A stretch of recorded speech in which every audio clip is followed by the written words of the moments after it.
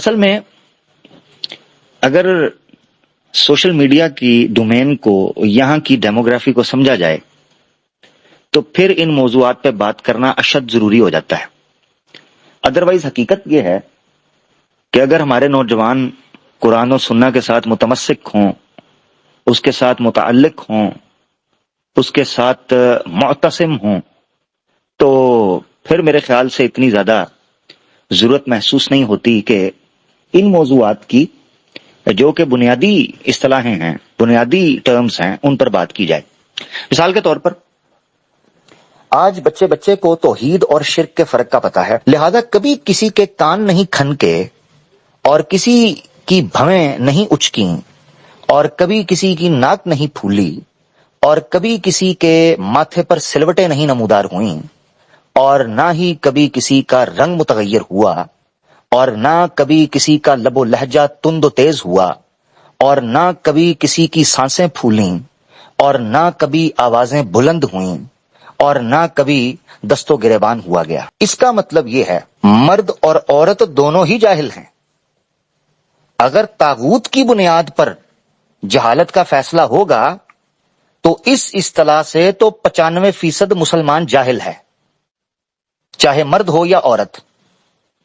پھر فیصلہ عورت، دیکھیں پیپر آئے گا جہالت کا یا علم کا تو وہ دونوں کے لیے برابر آئے گا۔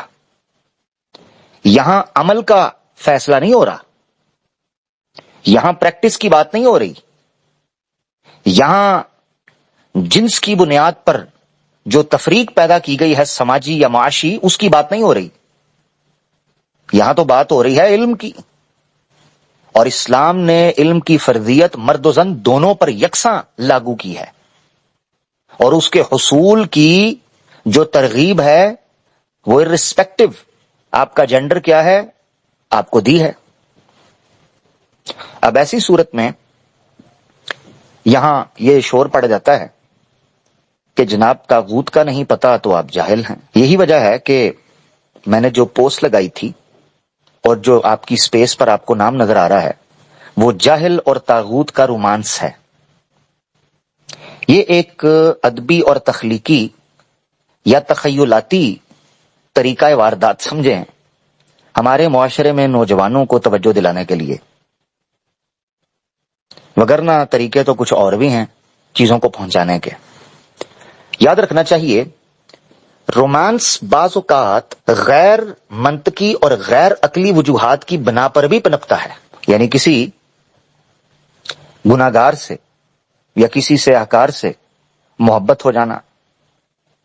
ہم نے کئی لڑکیوں کو ایسے لڑکوں کے پیچھے دل لٹاتے دیکھا ہے کہ جو خود کو دیکھ کر شرماتے ہیں، اور ہم نے کئی لڑکوں کو ایسی لڑکیوں کے پیچھے نسیں کاٹتے دیکھا ہے۔ ایک مشہور مقولہ بھی ہے، وہ کہتے ہیں دل آیا گدی پہ تو پری کیا چیز ہے۔ اب یہاں نہ عورت کی تضحیک ہے نہ مرد کی تذلیل، مسئلہ ہے نفسیات کا۔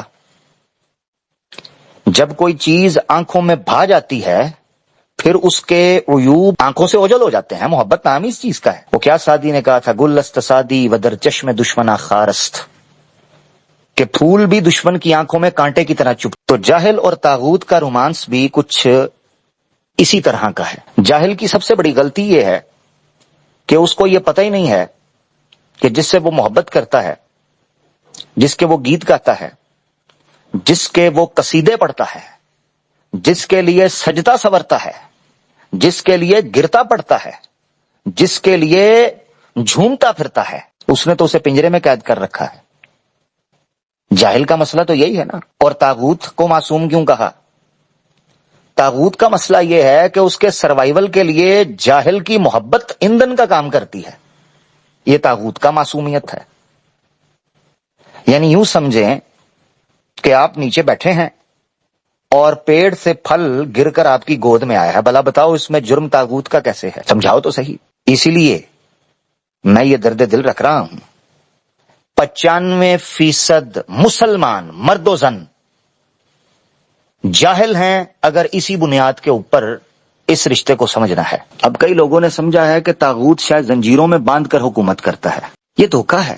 ہمارے ایک استاد تھے بڑے پیارے، وہ کہا کرتے تھے کہ انسان کی تنزلی کا آغاز تب ہوتا ہے کہ جب وہ غلطی کر رہا ہو اور اسے خبر بھی نہ ہو کہ وہ غلط ہے، غلط کر رہا ہو اور خبر بھی نہ ہو کہ وہ غلط ہے، اور اس کی تنزلی اور بربادی کا کمال اور عروج یہ ہے کہ اس کو خبر لگ جائے کہ وہ غلط ہے اور پھر بھی ڈٹ جائے۔ بس جاہل اور طاغوت کا رومانس یہی ہے۔ اکثریت ایک بڑی غلطی کا ارتکاب کیے ہوئے ہے جس کا ان کو علم بھی نہیں، اور طاغوت ایک ایسی غلطی کا ارتکاب کیے ہوئے ہے جس کا ٹھیک ٹھاک فہم اس کو حاصل ہے کہ وہ غلط کر رہا ہے۔ اب یہی وہ رومانس ہے جو دونوں کو ایک کراس روڈ کے اوپر لا کر کھڑا کرتا ہے، اور ایک ٹرم غالباً یوز کی جاتی ہے جس کو میسکسٹ کہتے ہیں۔ میسکسٹ جو ہوتا ہے یہ ایسے شخص کو کہتے ہیں جس کو تکلیف حاصل کر کے خوشی ہوتی ہے۔ ہماری مسلمانوں کی یوتھ بڑی تعداد کے اندر یہ سیکنڈ کیٹیگری کے اندر فال کرنا شروع ہو گئی ہے۔ غلامی، جہالت انہوں نے سر پر تاج کی طرح سجا لی ہے۔ یہ تو تھا وہ رومانوی رشتہ تعلق جس پر میں بات کرنا چاہ رہا تھا۔ تھوڑا سا جاہل اور طاغوت کو سمجھ لیتے ہیں۔ یہ یاد رکھنا چاہیے کہ جہالت ایک بیماری ہے، اور بیماری تو ہر انسان کو لگتی ہے۔ دنیا میں کوئی ایسا انسان نہیں ہے جو کبھی بیمار نہ ہوا ہو، اور جب ہم نے جہالت کو ایک بیماری کہا تو کوئی انسان ایسا نہیں ہے جس کو ادنا درجے کی بھی یہ بیماری لگی نہ ہو۔ یہ یاد رکھنا چاہیے۔ اب چونکہ انسان بنا ہی گوشت پوست کا ہے تو بیمار ہونا تو یقینی ہے، لہذا جو اندر کا نفس ہے وہ علم کے ذریعے صحت یابی پاتا ہے اور جہالت کے ذریعے سکم پاتا ہے، بیماری پاتا ہے، مرض پاتا ہے۔ مثال سمجھیں، ایک آدمی موٹا ہے، موٹاپا بیماری کہلایا جاتا ہے نا۔ آج بھی بڑی دنیا کے اندر اس پر بات کی جاتی ہے کہ جناب موٹاپا بیماری کی ماں ہے، اور بڑی چیزیں ہیں جس کو موٹاپے نے جنم دیا۔ ہائی بلڈ پریشر ہے، ہائی کولیسٹرول ہے، ٹھیک ہے، اور بڑی چیزیں ہیں، ڈائبٹیز وغیرہ، بڑی چیزیں اس میں شامل ہو جاتی ہیں۔ خیر، جوائنٹ کی پینز وغیرہ، یہ وہ بیک پینز وغیرہ سارا کچھ اس میں ایڈ کر لیتے ہیں۔ تو موٹاپا جو ہے وہ کئی ایسی بیماریوں کو جنم دیتا ہے، لہذا آپ کو یہ چیز سمجھنا ہے کہ موٹاپا اٹ سیلف بیماریوں کی ماں ہے۔ اسی طرح جہالت آپ کی روح اور نفس کے لیے بیماری ہے۔ اب آپ کسی موٹے کو جب موٹا بولتے ہیں تو اس کو برا تو لگتا ہے، اسی طرح جب آپ کسی جاہل کو جاہل بولیں گے تو اس کو برا تو لگے گا، مگر بہرحال وہ ہے جاہل۔ طاغوت بیسیکلی عربی زبان کا ورڈ ہے، مبالغے کا صیغہ ہے۔ جو عالم دین ہیں، علماء ہیں، ان کو تو عربک گرامر پتا ہے، میں زیادہ اتنی جانتا نہیں، جو ہلکی پھلکی بات ہے وہ کرتا چلا جاؤں گا۔ مگر یہ سمجھنا ہے کہ کچھ چیزیں کیفیات سے تعلق رکھتی ہیں۔ اب یہ کیفیت کسی پر زیادہ دیر رہتی ہے، کسی پر کم۔ مثال کے طور پر غصہ ہے، انسان کو غصہ آتا ہے، کسی کو بہت لمبا چوڑا غصہ آتا ہے، کسی کو ہلکا سا آتا ہے جی۔ کوئی لمبا چوڑا ایموشنل ہوتا ہے، کوئی بالکل چند سیکنڈ کا ایموشنل ہوتا ہے، کسی کو بہت زیادہ بھوک لگتی ہے، کسی کو بالکل ہلکی سی لگتی ہے۔ اسی طرح ہی ہے نا جی۔ طاغوت بیسیکلی ایک کیفیت کا نام ہے۔ یہ کیفیت ہر انسان پر کبھی نہ کبھی آتی ہے، جیسے جہالت ہر انسان کو کبھی نہ، یہ آپ اسی لیے میں آپ کو یہ سمجھانا چاہ رہا ہوں جھٹ کے انداز۔ تو کبھی نہ کبھی یہ دونوں کیفیات انسان کے اوپر آتی ہیں۔ جھٹ کے انداز میں سمجھیں تو طاغوت حد سے تجاوز کرنے کو کہتے ہیں۔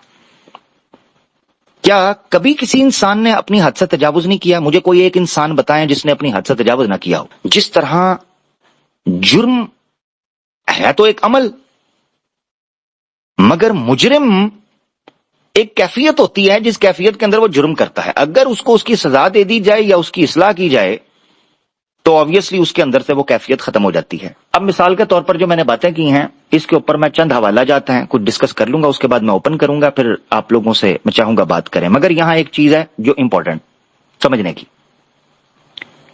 فیمنزم کے شور و غوغے اور پروپیگنڈا کی وجہ سے اور ٹھیک ٹھاک پیچھے سے دمادم پیسے آنے کی وجہ سے، افسوس کے ساتھ جو کہ حقیقت ہے، ہوا کچھ یوں کہ جیسے ہی ساحل اچھا میں بائی دا وے یہ بتاتا چلوں کہ میں نہ ساحل ادیم صاحب کو سپورٹ کرتا ہوں، اور آنیسٹلی آپ کو بتانے لگا ہوں میں نے اس پروگرام، یہ جس پروگرام کا ایشو چل رہا ہے جاہل اور طاغوت کا، میں نے اس پروگرام کے علاوہ یہ میں آنےسٹلی آپ کو بتا رہا ہوں، ساحل ادیم صاحب کو شاید 4 یا 5 منٹ سنا ہوگا اس سے پہلے، تو اگر میری کوئی کمی کوتاہی ہو تو اس کو میری جہالت سمجھیے گا. ہاں جی ہم میری جہالت سمجھیے گا کہ میں نہیں سن پایا. مگر یہاں میں ایک چیز آپ کو سنانا چاہتا ہوں. جن جن لوگوں نے وہ پروگرام دیکھا ہے میں آپ کو سنا دیتا ہوں. ہم نے ٹھیک ہے جی، آپ کو ایک پوائنٹ سناتا ہوں میں. سارے لوگ چیخے ہیں، اے جی عورت کو یہ کہہ دیا، 95% کو یہ کہہ دیا. اس پروگرام کے شروع میں ساحل ادیم صاحب نے کیٹاگوریکل سارے باپوں کے بارے میں یہ کہا کہ وہ اپنی بیٹیوں سے گبن کرتے ہیں. کوئی باپ بولا؟ کوئی مرد بولا؟ کسی نے آواز اٹھائی کہ پاکستان کا باپ اپنی بیٹیوں سے گبن کرتا ہے اور ان کی شادیاں زبردستی ایسی جگہ پر کرواتا ہے جہاں پر پراپرٹی گھر کے اندر رہ سکے، جائیداد گھر گرستی کے اندر رہ سکے. یہ جملے بولے ہیں. باپ بیٹی سے غبن کرتا ہے. اللہ کی قسم پاکستانی باپ اپنی بیٹی سے غبن کرتا ہے کہ میری بیٹی کو حصہ نہ مل جائے. کیوں؟ قسم کھا کر کہا ہے. 95% پر تو قسم بھی نہیں کھائی تھی. 95% میں تو 5% بچ بھی گئے تھے. ازبا صاحبہ اگر شور نہ ڈالتی تو چلو لوگوں کو شک ہوتا کہ 5% میں ہیں. انہوں نے شور ڈال کے بتا دیا کہ وہ خود کو 95 میں ڈال رہی ہیں. ہمارا قصور تو نہیں ہے نا جی. جڑا بولے کنڈی کھولے، چور کی داڑھی میں تنکا. میں نے جیسا کہ آپ کو بتایا، قرآن کے اندر جو طاغوت ورڈ یوز ہوا ہے یہ بیسیکلی حد سے تجاوز کرنے کے حوالے سے یوز ہوتا ہے، اور یہ بنیادی طور پر لغوی طور پر کہتے ہیں کسی چیز کا اپنے حد سے، اپنی باؤنڈری سے، اپنی لمٹ سے نکل جانا. یعنی دیسی زبان میں سمجھے اپنی اوقات سے باہر ہو جانا. جو اوقات ہے اس سے باہر ہونا، اس کو بولتے ہیں طغیان یا طغا. یہ توئیں، غائن اور یا اس سے بنا ہے. مفردات امام راغب الاصفہانی کی، جو کہ قرآن کے اوپر ایک بڑی ڈکشنری، قرآنک ڈکشنری مانی جاتی ہے، اس کے اندر اس پر تفصیل سے بات کرتے ہوئے چیزیں لکھی گئی ہیں. یہاں پر وہ فرماتے ہیں ذالک تجاوز الحد فی العصیان. یہ ہے اصطلاحی معنی. ایسی کیفیت، جیسے میں نے کہا ایک کیفیت کا نام ہے، جیسے جہالت ایک کیفیت اور ایک بیماری کا نام ہے، طاغوت بھی، طغیان بھی ایک کیفیت کا نام ہے. اب کوئی کہہ سکتا ہے کہ آپ اس کو کیفیت سے کیسے کہہ سکتے ہیں، تو یہ سمجھنا آپ نے. دیکھیں پانی کے بارے میں قرآن میں سورہ الحاقہ میں آیت 11 میں اللہ فرماتے ہیں انا لما تغل ماء، کہ جب پانی اپنی حد سے تجاوز کر گیا. سمندر کا، دریاؤں کا، نہروں کا پانی جب اپنی حد سے تجاوز کرتا ہے اس کو طغا کہتے ہیں. اردو میں بھی نیوز سنتے ہوئے یہ جملہ بولا جاتا ہے، خبروں کے اندر بھی، کہ نالوں میں طغیانی آ گئی. اس کا مطلب ہے کہ نالے کی جو نارمل حد تھی اس سے زیادہ پانی اوپر چڑھ گیا. اب وہ نقصان دہ ہے، فلڈ بھی آ سکتا ہے جی، چیزوں کو نقصان. تو یہ تو طغا سے مراد ہے کیفیت، کسی چیز کے اوپر ایک کیفیت آنا جو کیفیت اس کی عمومی حالت میں نہیں ہوتی، نارمل سچویشن میں اس کی وہ حالت نہیں ہوتی، بس اس پر وہ کیفیت آتی ہے. جتنی دیر تک کسی شخص کے اوپر یا کسی آبجیکٹ کے اوپر وہ کیفیت رہتی ہے، وہ کیفیت کا نام ہوتا ہے الطاغوت. ایک قرآن سے آپ کو اشارہ ملتا ہے. مثال کے طور پر سورہ النازعات کے اندر 17 نمبر آیت ہے جس میں اللہ فرماتے ہیں موسیٰ علیہ السلام کو اذهب الى فرعون انه طغى، فرعون کے پاس جا کہ وہ طغیانی میں جا چکا ہے، طاغوت بن چکا ہے، حد سے زیادہ آگے بڑھ چکا ہے. فرعون کو کہا. یہاں بہت امپورٹنٹ پوائنٹ ہے کہ صرف یہ نہیں کہا کہ فرعون کے پاس جا اور اسے نصیحت کر، بلکہ فرعون کی کیفیت کا، یہ میں اس لیے آپ کو یہ مثال دے رہا ہوں کہ طاغوت ایک کیفیت کا نام ہے. یاد رکھنا چاہیے مصر کا کوئی بھی کنگ آتا تھا اس کا نام فرعون ہی ہوتا تھا، فیرو، چاہے وہ اچھا ہو چاہے وہ برا ہو.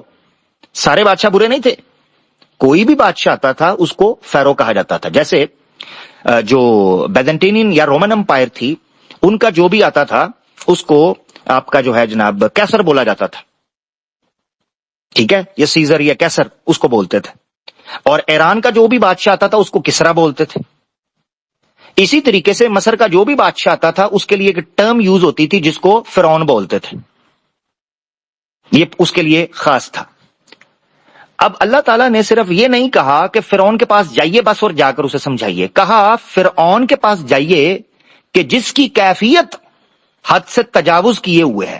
انہو طغا کہ وہ طاغوت بن بیٹھا ہے, پاگل ہو گیا ہے, حد سے تجاوز کر گیا ہے, یہ جملہ استعمال کیا.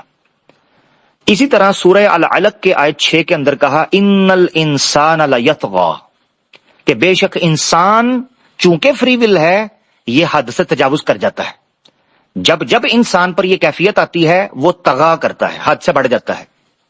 تو اپنی حد کے اندر رہنا ایک نارمل انسان کی علامت ہے جو اس کو ایمان پر, اسلام پر قائم رکھتی ہے, اور ایک انسان کا اپنی اوقات اور حدود سے تجاوز کرنا گویا اس کو طاغوتی کیفیت کے اندر لے جاتا ہے. انسان سے بڑھ کر کسی معاشرے پر آئے, معاشرے سے بڑھ کر کسی علاقے پر آئے, علاقے پر بڑھ کر کسی ملک پر آئے, تو اس نظام کو, اس کیفیت میں جو نظام چل رہا ہے اس نظام کو کہتے ہیں طاغوتی نظام.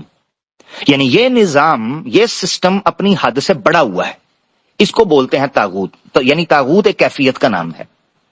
تو اس کے لیے کوئی رنگ نسل خاص نہیں ہے, اس کے لیے کوئی زبان لوگ خاص نہیں ہے, اس کے لیے کوئی ملک علاقہ خاص نہیں ہے, ایک پوری انسانیت کے اوپر منطبق یہ کیفیت ہو سکتی ہے. ایسا شخص جو اپنی عبادت کے لیے جتن کرنے لگے, یعنی وہ کہے کہ میرے سسٹم کے مطابق چلو, میری پوجا کرو, میری پالیسیز کو مانو, میری ویلیوز کو مانو, میرے علاوہ کسی کی ویلیوز نہیں ماننی. کوئی انسان یہ حقیقت اختیار کر دے وَكُلُّ مَعْبُودٍ مِّن دُونِ اللَّهِ, اللہ کے علاوہ جس کی بھی پوجا کی جائے گی وہ گویا ایسے ہے کہ آپ نے اس کو اپنا طاغوت بنا لیا ہوا ہے, یعنی آپ حد سے تجاوز کر رہے ہیں. تو یہ ٹو وے ہے. تو یاد رکھیں, جہالت ایک بیماری ہے, اس بیمار کو جاہل کہتے ہیں. اس بیماری کا سمپٹم یہ ہے کہ وہ طاغوت کی محبت میں پڑ جاتا ہے. جب تک علم حاصل نہیں کرے گا وہ اپنے دشمن طاغوت کے رومانس اور پیار میں گرا رہے گا. جیسے وہ پٹیاں اتریں گی, آنکھیں اتریں گی, اس کو طاغوت کی حقیقت پتہ چلے گی, وہ بیماری جاتی رہے گی جس کو ہم جہل کہتے ہیں. تو یہ ہے وہ رومانس جو انفارچونیٹلی ہمارے معاشرے میں جاہل اور طاغوت کا دیکھنے میں مل رہا ہے, اور آبویسلی لا علمی کی بنیاد پر.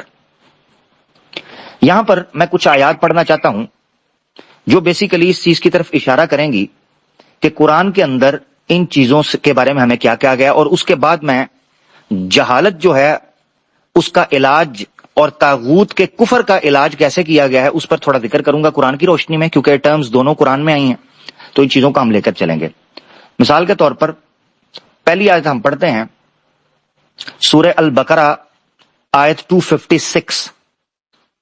اللہ فرماتے ہیں, یاد رکھنا ہے یہ بڑی امپورٹنٹ آیت ہے, اعوذ باللہ من الشیطان الرجیم, لا اکراہ فی الدین قد تبین الرشد من الغی, دین میں جبر نہیں ہے کیونکہ رشد, ریشنالٹی, لاجک, انڈرسٹینڈنگ یہ تبین ہو چکا ہے, سیپریٹ ہو چکا ہے, ڈفرینشیٹ ہو چکا ہے من الغی. جب انسان کو شعور آتا ہے تو اس کو جہالت اور علم میں فرق نظر آنا شروع ہو جاتا ہے. اب اس کے بعد کہا اس کانٹیکس میں فَمَن يَكْفُرْ بِالطَّاغُوتِ وَيُؤْمِن بِاللَّهِ, تو اب جس نے طاغوت سے انکار کر دیا, اس کا کفر کیا, اس کو ریجیکٹ کر دیا, وَيُؤْمِن بِاللَّهِ, اور اللہ پر ایمان لے آیا, فَقَدِ اسْتَمْسَكَ بِالْعُرْوَةِ الْوُثْقَى لَا انفِصَامَ لَهَا وَاللَّهُ سَمِيعٌ.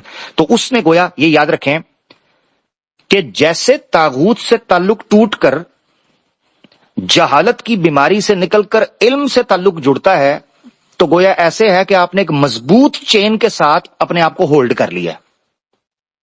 تو اس زندگی کے تھپیڑوں میں اور اس جیون کے عروج و زوال میں اور اس سفر کے جناب نشیب و فراز کے اندر یہ مضبوط زنجیر آپ کو رستے سے ہٹنے سے روکے رکھتی ہے اور آپ کو بہت سی چیزوں میں مضبوط قدم دیتی ہے. اس کے فوراً بعد 257 کے اندر اللہ تعالیٰ نے ایک اور نقشہ کھینچا کہ اس سے چھٹکارا کیسے پائیں. دیکھیں, یاد رکھیں, کوئی یہ کہہ سکتا ہے کہ طاغوت برا کیوں ہے, یعنی حد سے یہ یاد رکھنا ہے کہ اکثر سیکولر لبرل یہ سوال یا ایتھیسٹ یہ سوال اٹھا سکتے ہیں کہ اسلام کیوں آپ کو حد سے تجاوز کرنے سے روکتا ہے, اور کیوں وہ کہتا ہے کہ طاغوت غلط ہے. کیا انسان کو اگر کیپیبلٹی دی گئی ہے کہ وہ اپنے دماغ سے سوچے, اپنا سسٹم بنائے, اپنی دنیا ایجاد کرے, اپنا طرز تخلیق کرے, اپنے شعور سے نئے نئے طریقہ کار پروئے اور یہ معاملات کرے, تو اس میں نقصان کیا ہے, اس میں غلطی کیا ہے, یہ سوال اٹھ سکتا ہے. اس کا جواب دیا تھا آیت 257 کے اندر. تو اللہ تعالیٰ فرماتے ہیں اللہ ولی الذین آمنوا، اللہ دوست ہے ان لوگوں کا جو ایمان والے ہیں، بلیورز۔ اب یہاں دوست ہم جٹکا ترجمہ کر رہے ہیں، ولی جو ہے اس کے ملٹیپل میننگز ہیں، میں اس ڈیٹیل میں نہیں جا رہا، یہ تفسیر کلاس تو نہیں ہے، نہ میں کوئی مفسر ہوں، تو دوست ہی جٹکا ہم لے کر چلتے ہیں۔ ویسے پناہ گاہ بھی ولی یا مرجع اور جو مصدر ہوتا ہے اس کی طرف پلٹنے کو بھی ولایت کہتے ہیں، کہ جس کی طرف آپ رجوع کرتے ہیں۔ تو مومنوں کی پناہ گاہ جو ہے وہ اللہ ہے۔ کیوں؟ یخرجہم من الظلمات الی النور۔ اب یہ ہے وہ لاجیکل ریزن کہ طاغوت کا کفر کیوں کرنا تھا۔ یخرجہم من الظلمات الی النور، کہ اللہ ایمان والوں کو جہالت سے نکال کر روشنی کی طرف لاتا ہے، اندھیروں سے نکال کر روشنی کی طرف لاتا ہے۔ یہاں یہ چیز پتہ چلنی چاہیے کہ جہالت کو اندھیرا کہا گیا ہے، ڈارکنس کہا گیا ہے، اور علم کو، ہدایت کو نور کہا گیا ہے۔ اب دوسرا نقشہ کھینچا، والذین کفروا اولیاؤہم الطاغوت۔ ایمان والوں کا تو مسئلہ آ گیا، اب اللہ جو کافر تھے ان کا معاملہ کیا ہے؟ تو اللہ نے فرمایا کہ جو کفر ہے، کافر ہیں، اولیاؤہم الطاغوت، وہ انہوں نے اپنی پناہ گاہ، اس لیے میں نے کہا یہ پناہ گاہ ہے، لوٹنے کی جگہ، تو کفار نے اپنی پناہ گاہ، اپنا جو ہائیڈ آؤٹ ہے، اپنا سیف ہاؤس جو ہے، وہ الطاغوت کو بنایا، اس کیفیت کو بنایا کہ وہ کہتے ہیں کہ یار ہمارے پاس برین کیوں ہے، ہمارے پاس دماغ کیوں ہے، ہم نے کیوں جناب نیا نظام کھڑا نہیں کرنا، ہم اپنا سسٹم کیوں نہ لے کر آئیں۔ اس میں کوئی شک نہیں، دماغ استعمال کرنا ہے، عقل استعمال کرنی ہے، مگر کوئی انسان ریڈ لائٹ کے اوپر اپنی عقل استعمال کر کے دائیں بائیں دیکھ کر کے گاڑی کوئی نہیں آ رہی میں نکلتا ہوں، تو اس کو دھر لیا جائے گا؟ جی، آپ کی عقل کی ورتھ اور ویلیو سسٹم کے آگے کولیپس کر جائے گی، یہ کامن سینس کی بات ہے۔ آپ اپنی عقل ڈاکٹر کے سامنے لگاتے ہو، اس وقت لگاؤ نا عقل، ڈاکٹر کے سامنے تو عقلیں ختم ہو جاتی ہیں۔ اس کا مطلب ہے آپ کو بھی پتا ہے کہ آپ کی عقل کی بھی لمیٹیشن ہے، آپ کو بھی پتا ہے کہ کچھ فیلڈ کا کوئی ایکسپرٹ ہے تو وہاں آپ کی عقل دم توڑ دے گی، تو پھر یہاں برا کیوں لگتا ہے؟ تو جب کوئی کفر ہے، اس کا مرجع، اس کی پناہ گاہ الطاغوت ہے، وہ کیفیت ہے جس میں وہ اللہ کا انکار کرتے ہوئے اپنے آپ کو اللہ کی جگہ پر رکھنے کی، یا اپنے ان خداؤں کو جن کو اس نے اپنا معبود بنا رکھا ہے اللہ کی جگہ پر رکھنے کی کوشش کرتا ہے۔ اب وہ کرتے کیا ہیں؟ یخرجہم من النور الی الظلمات، وہ ریورس کرتے ہیں، وہ کیا کرتے ہیں کہ ہدایت سے نکال کر جہالت پر لے کر آتے ہیں۔ یہ ہے جاہل اور طاغوت کا رومانس۔ اب پوائنٹ سمجھ آئے؟ ایک عالم اور اللہ کا تعلق، اس کا جو رومانوی پہلو ہے وہ کیا ہے کہ خالق اپنی مخلوق کی ہدایت کا بندوبست کرتا ہے، ویراز طاغوت اور جاہل کا جو رومانوی پہلو ہے وہ کیا ہے کہ طاغوت اپنے مریض عشق جو ہے جاہل، اس کو اس مرض کے اندر بڑھاتا چلا جاتا ہے اور اندھیروں کے کھڈوں کے اندر اور کنووں کے اندر دھکیلتا چلا جاتا ہے۔ اللہ نے کہا اولئک اصحاب النار، یہ آگ والے ہیں، ہم فیہا خالدون، ہمیشہ اس میں رہیں گے۔ سوال یہاں یہ اٹھ سکتا ہے کہ آپ نور کو ہدایت اور علم کے ساتھ اور ظلمات کو جاہل کے ساتھ لنک کیوں کر رہے ہیں؟ کیونکہ طاغوت اور جاہل کا رومانس کا لنک ابھی تک ثابت نہیں ہوا۔ تو اس پر میں کچھ آیات آپ کے سامنے پیش کر دیتا ہوں۔ سورہ التغابن آیت نمبر ہے 8۔ اللہ فرماتے ہیں فآمنوا باللہ ورسولہ والنور الذی انزلنا، ایمان لاؤ اللہ کے ساتھ اور اللہ کے رسول کے ساتھ، والنوری۔ اب وہاں اس آیت سورہ بقرہ میں بھی نور ہے، جو اللہ نور کی طرف بلاتے ہیں اور جہالت ظلمات سے نکالتے ہیں۔ یہاں ہے والنور الذی انزلنا، اس کی تفاسیر اٹھا کر دیکھیں، یہاں پر نور الذی انزلنا پر جو ایمان لانے کا کہا ہے، اس سے مراد ہے قرآن۔ قرآن علم کا مصدر اور منبع تھا، یعنی قرآن سے علم پھوٹا، جو ہم اسلامک بیس پر جس کو سمجھتے ہیں۔ اس سے پتا چلا کہ نور کو اللہ نے قرآن کہا ہے اور قرآن کو نور سے تشبیہ دی ہے اور اس سے استعمال کیا ہے۔ یہاں ایک اور آیت ہے جو اس کانٹیکس میں سمجھنے کے لیے سورہ مائدہ کی آیت نمبر 15 اور 16 ہے۔ اللہ فرماتے ہیں قد جاءکم من اللہ نور وکتاب مبین یہدی بہ، اس کا مطلب ہے کہ جو طاغوت نور سے نکال کر ظلمات میں لاتا ہے وہ بیسیکلی ہدایت سے نکال کر جہالت پر لاتا ہے۔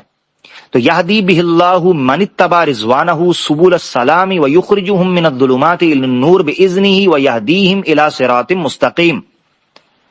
تو جس کسی کو نور ہدایت ملتا ہے، نور کتاب ملتا ہے، نور اسلام ملتا ہے، تو گویا یوں سمجھیں کہ وہ جہالت سے دور ہوتا چلا جاتا ہے، اور جیسے جیسے جہالت ختم ہوتی جائے گی طاغوت کے محبت اور رومانس کی ریزن بھی ختم ہوتی چلی جائے گی۔ ایک اور آیت دیتا ہوں ظلمات اور نور کی تشبیہ کے حوالے سے، جس سے آپ کو ایک چیز کلیئر ہو جائے گی کہ طاغوت جس نور سے نکال کر ظلمات میں لاتا ہے وہ جہالت ہے، اور اللہ جس ظلمات سے نکال کر نور کی طرف لاتے ہیں وہ ہدایت ہے اور علم ہے۔ یہ سورہ الطلاق کی آیت نمبر 10 اور 11 ہے۔ اللہ فرماتے ہیں قد انزل اللہ الیکم ذکرا، اللہ نے تم پر نصیحت نازل کی، رسولا یتلو علیکم آیات اللہ، ایک رسول بھیجا جو تم پر پڑھتا ہے اللہ کی نشانیاں، آیات مبینات، جو کھول کھول دیتی ہیں چیزوں کو، ایکسپلین کرتی ہیں۔ کیوں؟ اب غور سے چیک کرنا ہے، لِيُخْرِجَ الَّذِينَ آمَنُوا وَعَمِلُوا الصَّالِحَاتِ مِنَ الظُّلُمَاتِ إِلَى النُّورِ، تاکہ اس علم کی بنیاد پر وہ اندھیروں سے نکال کر نور کی طرف لے آئیں۔ اس سے یہ چیز پتہ چلتی ہے کہ ظلمات جہالت کے گڑھے ہیں۔ یہاں اب جو چیز سمجھنے کی وہ یہ ہے، ساحل ادیم صاحب کا رویہ کچھ بھی رہا ہو، ہم ان کے رویے کی وجہ سے سونے جیسی بات کو ضائع نہیں کر سکتے۔ ساحل ادیم صاحب کے رویے کی وجہ سے کوئی اس چیز کو جسٹیفائی کرنے لگے کہ جناب ان کا رویہ تھوڑا تلخ تھا، وہ بھی اٹھ پڑے ہیں، واہ یار واہ واہ واہ واہ واہ واہ، وہ بھی اٹھ پڑے ہیں کہ جنہوں نے اپنے مسلمانوں کے گریبان چیر رکھے ہیں، جنہوں نے صبح و شام ادھم مچا رکھا ہے، وہ بھی اٹھ کر کیا اٹھے ہیں، جی ساحل ادیم صاحب کو میٹھی بات کرنی چاہیے تھی۔ واہ، میٹھے کے سپیلنگ پتہ ہے؟ ذائقہ تو دور کی بات ہے، کیونکہ ہم آپ کو سن چکے ہیں۔ سرکار ایسے نہ کریں، زیادتی نہ کریں، جو سچ ہے وہ سچ ہے۔ مجرم کو مجرم کہا جاتا ہے، جاہل کو جاہل کہا جاتا ہے۔ اگر کسی کو جاہل کہنے پر دکھ ہو رہا ہے، مثال کے طور پہ مجھے کئی چیزوں کا علم نہیں ہے، میں جاہل ہوں، میں کیا دقت ہے؟ اتنا ٹچی اور چھوئی موئی ہونے کی ضرورت کیا ہے؟ بھئی کالے کو کالا کہا جائے گا، گورے کو گورا کہا جائے گا، موٹے کو موٹا کہا جائے گا، پتلے کو پتلا کہا جائے گا، چھوٹے کو چھوٹا کہا جائے گا، بڑے کو بڑا کہا جائے گا، جو صفت کسی میں پائی جائے گی اس کو کہا جائے گا۔ اب یہ بدبو پھیلاتے ہیں، اور بدبو پھیلانے کے بعد کہتے ہیں کہ ناک پہ ہاتھ بھی نہ رکھو۔ واہ بھائی واہ، صحیح جڑے ہو سانو۔ یعنی میں اگر کسی مسلمان کو، خود کو، یا کسی مسلمان بہن کو، یا ہمارے معاشرے کے نوجوانوں کو اگر میں جاہل کہہ رہا ہوں اسلام کے کانٹیکسٹ میں، ان ایشوز کے کانٹیکسٹ میں، تو یہ جہالت میری نفرت پر مبنی نہیں ہے۔ جس طرح ماں باپ یا بہن بھائی کسی بندے کو جو کہ بری صحبت میں بیٹھتا ہو، ڈرگیز کے ساتھ بیٹھ رہا ہو، مرڈرز کے ساتھ بیٹھ رہا ہو، ریپسٹ کے ساتھ بیٹھنا شروع کر دے، یا گنڈوں کے ساتھ بیٹھ رہا، تو اس کو کئی دفعہ بڑے بھائی باپ مارتے ہیں چانٹے، اور اس کو دھکے مار کے ہوئے واپس لے کر آتے ہیں، بند کر دیتے ہیں، فون چھین لیتے ہیں۔ تو اس کا مقصد نفرت نہیں ہوتا، حقارت نہیں ہوتا، مقصد ہوتا ہے ان کے لیے ان کی محبت، ان کے جذبات، کہ یار اس بندے کو نقصان نہ پہنچے۔ تو ہمیں جہاں سخت تنقید کرنے کی ضرورت ہے، معاشرے کو ڈائگنوز کرنے کی ضرورت ہے۔ یاد رکھیں، ہم کسی انڈیویجول کو یہ نہیں کہتے کہ فلاں انڈیویجول جاہل ہے فلاں، ہم کہتے ہیں ہمارا معاشرہ مجموعی طور پر مرد و زن دونوں اس بیماری کے اندر مبتلا ہیں۔ یہ ہے ڈائگنوسس۔ قرآن میں اللہ تعالیٰ فرماتے ہیں، اعوذ باللہ من الشیطان الرجیم، ان اللہ لا یغیر ما بقوم حتی یغیروا ما بانفسہم، اللہ کسی قوم کی حالت کو نہیں بدلتا جب تک وہ خود اپنے آپ کو نہیں بدلتے۔ ہمیں خود وہ جملے، خود وہ تنقید، خود وہ دلائل، خود وہ احساسات اپنے اندر پیدا کرنے ہوں گے جھنجھوڑ کے۔ حدیث ہے، اللہ کے رسول نے فرمایا، المسلم مرآۃ المسلم، مسلمان مسلمان کا آئینہ ہوتا ہے۔ آپ مجھے بتائیں، آپ کے چہرے پر کالک لگی ہو، آپ کا آئینہ اس کالک کو وائٹ کلر میں دکھائے گا؟ نہیں، وہ کالا ہی دکھائے گا۔ آپ کے چہرے پر مٹی لگی ہوگی، وہ آئینہ آپ کو مٹی ہی دکھائے گا، وہ پاؤڈر نہیں دکھائے گا۔ توحید کی 3 قسمیں ہمارے لوگوں تک عام طور پر پہنچائی گئی ہیں۔ ایک ہے توحید فی الربوبیہ، یعنی اللہ کو اس تمام یونیورس کا خالق ماننا، رب ماننا کہ وہ اس کو چلاتا ہے، پالنہار ہے۔ ایک ہے توحید فی الالوہیہ، کہ صرف اسی کی عبادت کرنا، اس کے علاوہ کسی کی پوجا عبادت پاٹ نہ کرنا۔ اور تیسرا ہے توحید فی الاسماء والصفات، کہ اس کے کاموں میں، اس کے ایٹریبیوٹس میں کسی کو شریک نہ کرنا۔ یعنی اللہ خالق ہے تو اکیلا ہے، اللہ المالک ہے تو اکیلا ہے، اللہ الغفور ہے، التواب ہے تو اکیلا ہے، اور کوئی بھی نہیں ہے۔ توحید میں ماننا۔ مگر ایک بڑی توحید تھی جو چوتھی قسم کی کیٹیگری میں آتی ہے اس کو بولتے ہیں توحید فی الحاکمیہ یا توحید حاکمیت. اس کا مطلب یہ ہے کہ اس دنیا میں انسان کو کیسے رہنا ہے اس کا فیصلہ اللہ کرے گا. اللہ کے علاوہ کوئی اور طاغوت معبود یہاں پر دنیا کے اندر بیٹھ کر یہ فیصلہ نہیں کرے گا کہ انسانوں کو یہ کرنا چاہیے یہ کرنا چاہیے. اس کا حق صرف اور صرف اللہ کے پاس ہے. اس کو کہتے ہیں توحید فی الحاکمیہ. قرآن میں اللہ تعالیٰ نے اس کو اس طرح بیان کیا جیسے میں نے آیت پڑھی تھی, لا یشرک فی حکمہ احدا, ہم اللہ کے حکم میں بھی کسی کو شریک نہیں ٹھہراتے. اللہ کے لائے ہوئے قانون, اللہ کے بتائے ہوئے اصول اور اللہ کی بتائی ہوئی تعلیمات کے علاوہ کوئی اگر اپنی تعلیمات یا اپنا قانون لانے کی کوشش کرے گا, یہ شرک فی الحاکمیہ ہے. جیسے اللہ کے علاوہ کسی کی پوجا پاٹ کرنا, ایون اپنے نفس کی پیروی کرنا بھی شرک کی کیٹیگری کے اندر ہے کہ الہ پکڑ لینا. آپ کو کہہ سکتا ہے کہ یار کیا آپ اس طرح کے لوگوں کو کافر کہیں گے, ان پر کفر کا فتویٰ لگائیں گے؟ یہ بات سمجھنے سے امپورٹنٹ یہ چیز ہے, آپ اس مزاج کا علاج کریں. ہمارے لوگوں کو فٹافٹ یہ آ جاتا ہے کہ ہم یہاں پر دنیا کے اندر ہی فیصلے سنانا شروع کر دیں کہ جی آپ ہم کافر تو نہیں ہو جائیں گے, ہم مسلمان ہی رہیں گے فلان. اور یار آپ اس مزاج کے اوپر کام کرو, اس مزاج کو ختم کرنے کی بات کرو. کم از کم اپنے کانسیپٹ تو کلیئر کرو. عمل میں تو کوتاہی ہو جاتی ہے بندے سے, عملوں کے اندر تو اوپر نیچے حالات ہو جاتے ہیں. یہ بڑا ضروری ہے. قرآن میں اللہ تعالیٰ نے فرمایا وَمَن لَّمْ يَحْكُم بِمَا أَنزَلَ اللَّهُ فَأُولَٰئِكَ هُمُ الْكَافِرُونَ, اور ایک جگہ فَأُولَٰئِكَ هُمُ الظَّالِمُونَ فَأُولَٰئِكَ هُمُ الْفَاسِقُونَ. اے اللہ کے نازل کردہ حکم کے مطابق جو اپنے نظام کو نہیں چلاتا وہ کیٹاگوریکلی کبھی فاسق کی کیٹیگری میں فال کرتا ہے, کبھی ظالم کی کیٹیگری میں فال کرتا ہے, اور کبھی انتہا پر پہنچ جائے تو کفر بن جاتا ہے, طاغوت کی پیک. تو طاغوت کی یہاں پر ان آیتوں سے نکلا 3 قسمیں. کچھ طاغوت ایسے ہیں کہ جو جانتے بوجھتے اللہ کے نظام کو چھوڑتے ہوئے انٹینشلی ولنگلی اللہ کے نظام کے علاوہ کو نظام لانا چاہتے ہیں, تو یہ اس کیٹیگری میں آتے ہیں فَأُولَٰئِكَ هُمُ الْكَافِرُونَ. یہی ہیں جو کافر ہیں, ان کے کفر میں کوئی شک نہیں, جو جانتے بوجھتے اللہ کے نظام کے علاوہ نظام امپلیمنٹ کرتے ہیں. دوسرے وہ لوگ ہیں کہ جو دنیا کے خوف, دنیا کے خطرے سے, دنیا کے پریشر سے, دنیا کے معاملات سے کوئی سستی کاہلی کے چکر میں, غلطی کوتاہی کے چکر میں اللہ کے نظام کے علاوہ کسی اور نظام پر عمل کر بیٹھتے ہیں. دل میں یہ گلٹ ہوتا ہے, خطا ہوتی ہے کہ یار ہم کر غلط رہے ہیں مگر مجبور ہیں, کر غلط رہے ہیں مگر مجبور ہیں. تو یہ فسق ہے. اولئک هم الفاسقون, دل سے ان کو یہ یقین ہے کہ اللہ کا نظام ہی بہتر ہے مگر غلطی کوتاہی کر جاتے ہیں, پریشر میں آ کے بہک جاتے ہیں.